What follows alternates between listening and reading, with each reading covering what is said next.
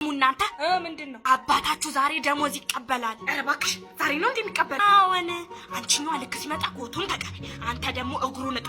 ለእጁ ውሃ ደግሞ እሱን እንኳን ተውት፣ እኔ ሞቅ አድርጌ እሰጠዋለሁ። ምን ነው ቆየ ታዲያ? ኧረ ይመጣል። የታል አባዬ የታል የታል አሁን የታል ሄጄ እንዳልፈልገው ብላችሁኝ ይመጣል።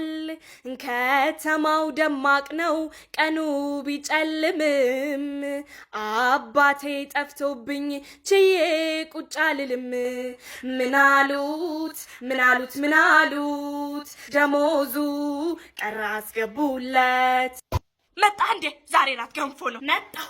አይመጡት የለ መጣሁ። እግርህን በሙቀዋ ማጥበህ እኔ ነኝ። ልብሶችህን ሙሉ አውጥቼ ነገ አጥብላለሁ። ሻባ የማን ውለታ ነው ታዲያ የሚበልጠው? የማ ውለታ በለጠብህ? እንግዲህ የሚበልጠው ከነሱ በፊት እኔን ነው ያገኘኸው። የሚበልጠው የሚበልጠው የሚበልጠው የሚበልጠው የሚበልጠው የሚበልጠው የሚበልጠው ደሞዝ አለ።